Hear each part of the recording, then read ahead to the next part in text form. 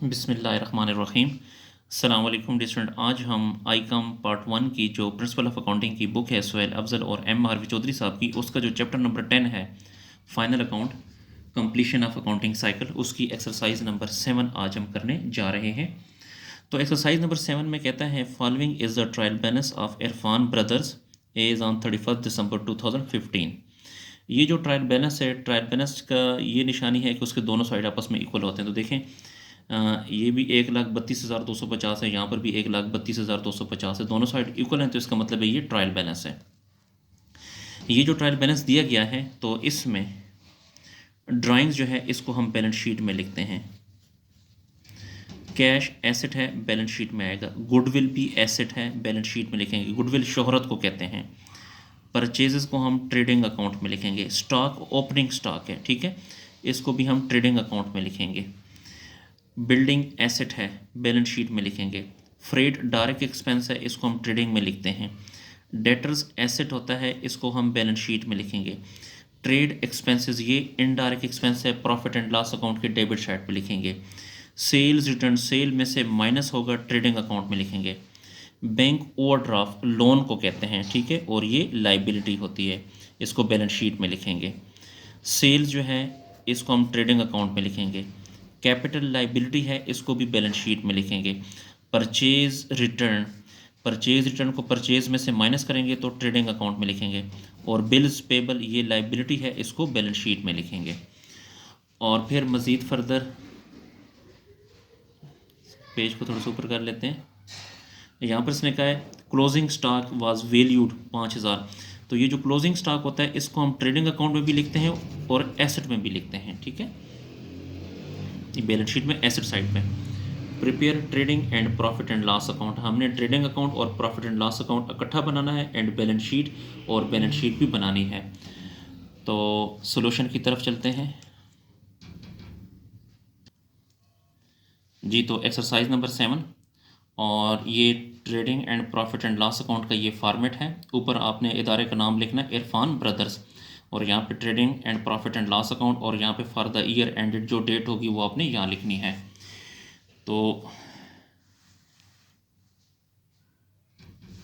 सबसे पहले हम ट्रेडिंग अकाउंट में यहाँ पे लिखते होते हैं ओपनिंग स्टॉक। तो यहाँ पे लिखते हैं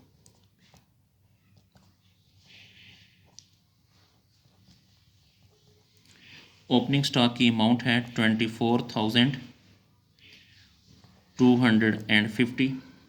फिर हम यहाँ पे लिखते हैं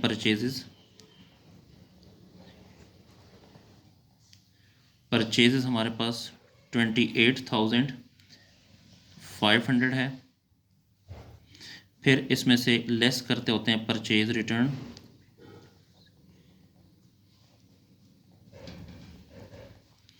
परचेज रिटर्न की अमाउंट है 750। तो यहाँ पे इसको लाइन लगाएंगे।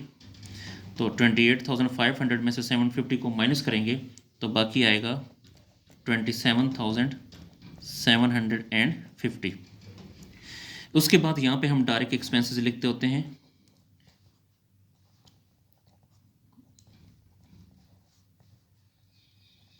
तो डायरेक्ट एक्सपेंस की हमने हेडिंग दे दी।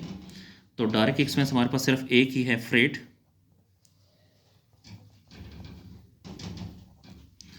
तो फ्रेट है 250, यहाँ पे लिखेंगे 250। अच्छा, उसके बाद अब क्रेडिट साइड पे हम यहाँ पे सेल लिखते होते हैं। तो यहाँ पे लिखें सेल है 65,500, इसमें से माइनस करते हैं सेल रिटर्न है 500। तो 65,500 में से 500 को माइनस करें तो बाकी अमाउंट बचेगी 65,000। यहाँ पे हम लिखते होते हैं ट्रेडिंग अकाउंट के क्रेडिट साइड पे क्लोजिंग स्टॉक।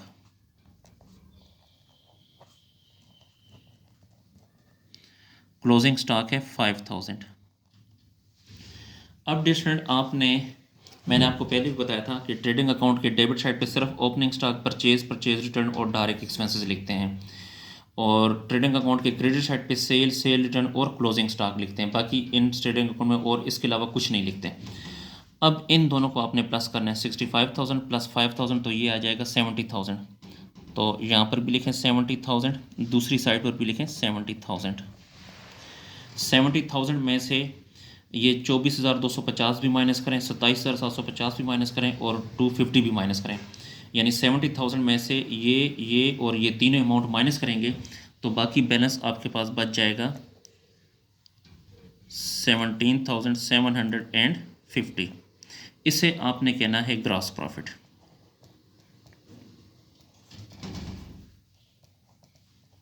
ग्रॉस प्रॉफिट जो ट्रेडिंग अकाउंट होता है उसके इस बैलेंस को ग्रॉस प्रॉफिट कहते हैं।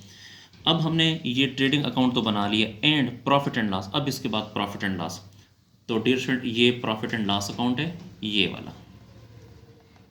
प्रॉफिट एंड लॉस अकाउंट के बारे में बताऊं कि प्रॉफिट एंड लॉस अकाउंट के डेबिट साइड पे, इस साइड पे हम सिर्फ इनडायरेक्ट एक्सपेंसेस लिखते हैं और इस साइड पे सिर्फ इनकम लिखते हैं।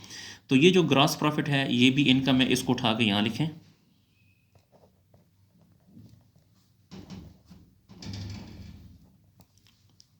वन 7750। और इस साइड पे इनडायरेक्ट एक्सपेंसेस, तो इनडायरेक्ट एक्सपेंस एक ही है, ट्रेड एक्सपेंस, तो इसको यहाँ पे लिखें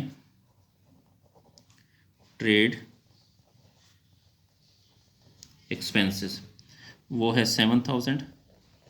अच्छा, और नहीं है इस क्वेश्चन में, सिर्फ ये एक ही इनडायरेक्ट एक्सपेंस है और ये इनकम सिर्फ ये एक ही है। अब देखना है कि ये वाली साइड बड़ी है कि ये वाली, तो ये वाली साइड बड़ी है, ठीक है। तो जो सी साइड बड़ी होगी वो आपने दोनों तरफ लिखना है। तो इसको यहाँ लिखें 17,750, यहाँ पर भी लिखें 17,750। अब 17,750 में से इस 7,000 को माइनस करेंगे तो आपके पास आ जाएगा 10,750। इसको आपने कहना है नेट प्रॉफिट, क्योंकि प्रॉफिट एंड लॉस अकाउंट का जो बैलेंस होता है उसे नेट प्रॉफिट कहते हैं। तो डियर स्टूडेंट हमने ट्रेडिंग अकाउंट बना लिया, प्रॉफिट एंड लॉस अकाउंट भी बना लिया। तो अब हम बनाएंगे बैलेंस शीट। तो बैलेंस शीट के लिए पेज को थोड़ा सा ऊपर कर लें।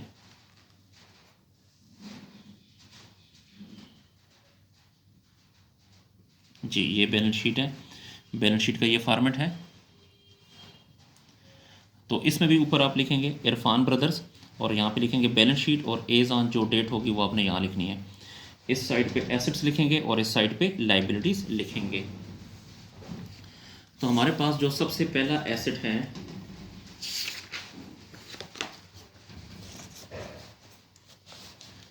वो है कैश।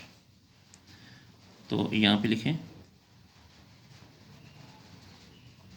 कैश, वो है 22,500। उसके बाद डेटर्स है, ये भी एसेट है, डेटर्स है 15,000। क्लोजिंग स्टॉक ये भी एसेट होता है,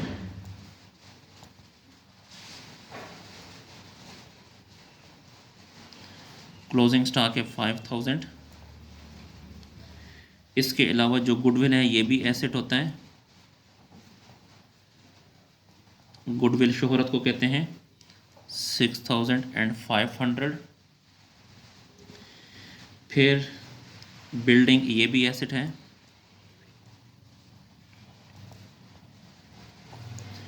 बिल्डिंग की अमाउंट है 24,000।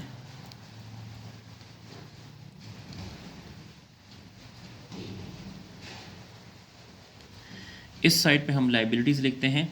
तो लाइबिलिटीज़ में सबसे पहले बैंक ओवरड्राफ्ट ये लाइबिलिटी है,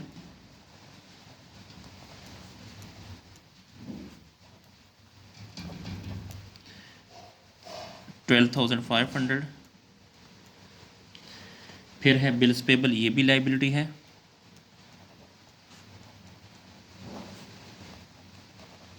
बिल्स पेबल का मतलब है वो अमाउंट जो कि हमने फ्यूचर में पे करनी होती है, 7,250।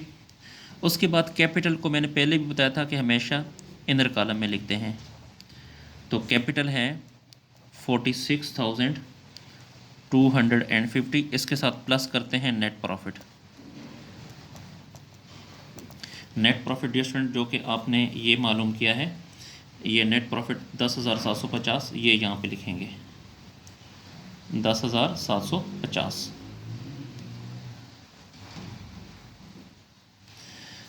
तो 10,750। फिर उसके बाद यहाँ पे आपने इसको लाइन लगानी है, इन दोनों को प्लस करेंगे 46,250 प्लस 10,750, तो इससे आ जाएगा 57,000। फिर इससे आपने लेस करना है ड्राइंग। ड्राइंग है 3,750। ड्राइंग का मतलब होता है कि वो अमाउंट जो कि मालिक ने अपने कारोबार से अपने ज़ाती इस्तेमाल के लिए निकाली हो। तो 57,000 में से 3,750 को माइनस करेंगे तो बाकी बच जाएगा 53,250। पेज को मज़ीद ऊपर कर लेते हैं। अच्छा, अब यहाँ पे डियर स्टूडेंट इन तीनों को अपने प्लस करना है। 12,500 प्लस 7,250 प्लस 53,250, तो इससे आ जाएगा 73,000। इस साइड पर भी प्लस करें 22,500 प्लस 15,000 प्लस 5,000 प्लस 6,500 और प्लस 24,000, तो ये भी आ जाएगा 73,000। तो अगर आप देखें तो इसके दोनों साइड आपस में इक्वल हैं, ये भी 73,000 है, ये भी 73,000 है। इसका मतलब है कि हमारा जो क्वेश्चन है वो बिल्कुल सही है। डियर स्टूडेंट, अगर आपको मेरी वीडियो पसंद आ रही है तो मेरे चैनल को लाजमी लाइक करें और सब्सक्राइब करें और इन वीडियो को अपने दोस्तों के साथ शेयर करें ताकि वो भी इससे फ़ायदा हासिल कर सकें। अगर आपको आई काम, डी काम, बी काम या इसके अलावा बाकी अकाउंटिंग के सोल्यूशन चाहिए तो आप मेरे चैनल की प्लेलिस्ट में जाकर वहाँ से कंप्लीट सोल्यूशन हासिल कर सकते हैं। अगर आपको किसी पॉइंट की समझ नहीं आती तो आप कमेंट सेक्शन में जाकर मुझसे पूछ सकते हैं। शुक्रिया, अल्लाह हाफिज़।